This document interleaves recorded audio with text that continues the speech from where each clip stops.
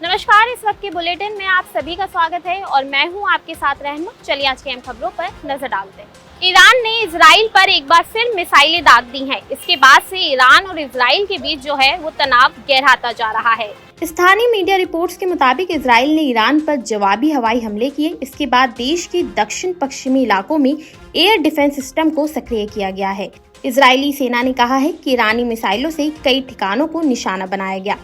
वहीं ईरान के स्वास्थ्य मंत्रालय ने बताया कि पिछले 3 दिनों में इजराइल के हमलों में 224 लोगों की मौत हो चुकी है और 1200 से ज्यादा लोग घायल हुए हैं। वहीं मंत्रालय के प्रवक्ता ने बताया कि मारे गए 224 लोगों में महिलाएं, पुरुष और बच्चे शामिल हैं। उन्होंने ये भी कहा है कि मारे गए लोगों में से 90% आम नागरिक थे। वहीं ईरान ने बताया कि इस हमले में ईरान के खुफिया प्रमुख मोहम्मद काज़मी और 2 अन्य जनरल भी मारे गए हैं।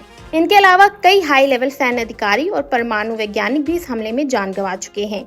वहीं इजराइल का कहना है कि अब तक देश में 14 लोगों की मौत हुई है और 390 लोग घायल हुए हैं।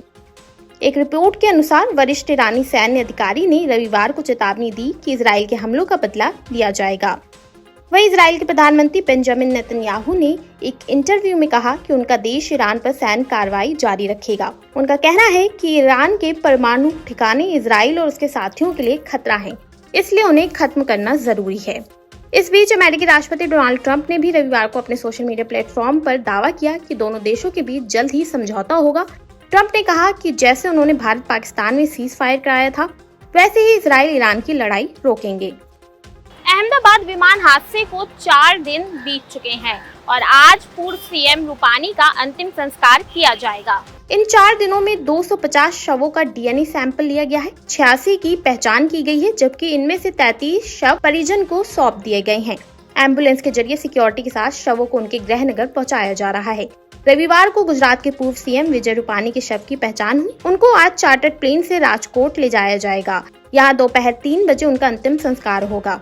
गृह मंत्री अमित शाह रूपानी के अंतिम संस्कार में शामिल होंगे। वहीं कल पीएम मोदी के चीफ सेक्रेटरी पीके मिश्रा ने दुर्घटना स्थल का दौरा किया। उन्होंने अस्पताल में घायलों से मुलाकात की।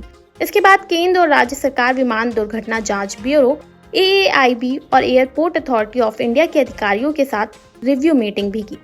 दरअसल 12 जून को एयर इंडिया के अहमदाबाद से लंदन जाने वाली फ्लाइट उड़ान के कुछ देर बाद ही क्रैश हुई थी। विमान BJ medical college and civil hospital के हॉस्टल की बिल्डिंग से टकरा गया था। इस हादसे में प्लेन में सवार 2 से 41 लोगों की मौत हो गई थी। अस्पताल के प्रबंधन के मुताबिक कुल मौत का अंतिम आंकड़ा सभी डीएनए टेस्ट होने के बाद साफ होगा। असम के गुवाहाटी एयरपोर्ट पर एयर इंडिया की फ्लाइट कैंसिल होने से यात्री भड़क गए। आरोप है कि हैदराबाद जाने वाली एयर इंडिया फ्लाइट को बिना किसी नोटिस के कैंसिल किया गया था। अचानक यात्रियों का गुस्सा तब और बढ़ गया जब गुवाहाटी से कोलकाता जाने वाली फ्लाइट भी 2 घंटे लेट हो गई।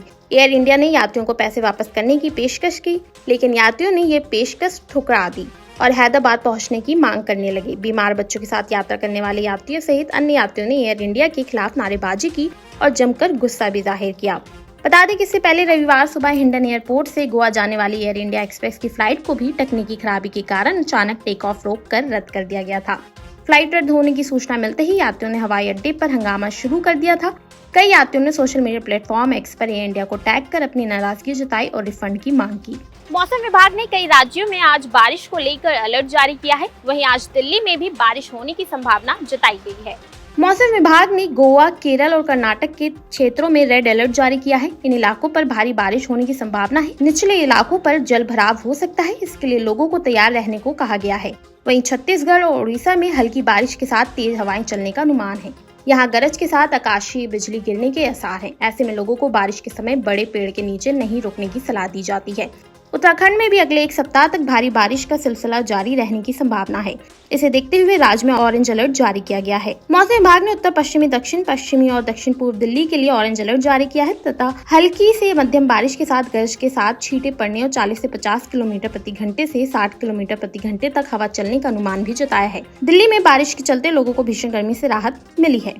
दिल्ली में रविवार को अधिकतम तापमान 41.8 डिग्री सेल्सियस रहा, जो सामान्य से 1.9 डिग्री ज्यादा था। भूकंप की वजह से एक बार फिर धरती कांप उठी है। रिपोर्ट्स के मुताबिक पेरू में भूकंप आए हैं, जिसमें एक व्यक्ति की मौत हुई है और कई लोग घायल हो चुके हैं। एक रिपोर्ट के मुताबिक पेरू की राजधानी लीमा में भूकंप के बाद लैंडस्लाइड भी हो गई है। पेरू के साथ साथ पाकिस्तान में भी भूकंप के झटके महसूस किए गए हैं। पाकिस्तान में लगातार 2 दिन भूकंप आए। यहाँ रविवार को 4.4 की तीव्रता से भूकंप आया। रविवार सुबह करीब 11:35 पर लीमा में भूकंप के झटके महसूस किए गए। भूकंप की तीव्रता 5.6 मापी गई। लैंडस्लाइड होने की खबर है, इसके कारण लोग दहशत में हैं। भूकंप के बाद बचाव कार्य शुरू कर दिया गया है। वहीं पाकिस्तान में रविवार रात 11:42 पर भूकंप के झटके महसूस किए। रिपोर्ट्स के मुताबिक 4.7 की तीव्रता का भूकंप आया। इससे पहले शनिवार को कराची में भूकंप के झटके महसूस किए गए थे। शहर के कई इलाकों में लोग घरों से बाहर आ गए थे। शनिवार को आए भूकंप की तीव्रता 3.2 मापी गई है। तो ये थी आज की अहम खबरें जिन पर हमारी दिन भर नजर बनी रहेगी। ऐसे ही देश और दुनिया की तमाम खबरों के लिए देखते रहिए नवोदय टाइम्स पंजाब केसरी।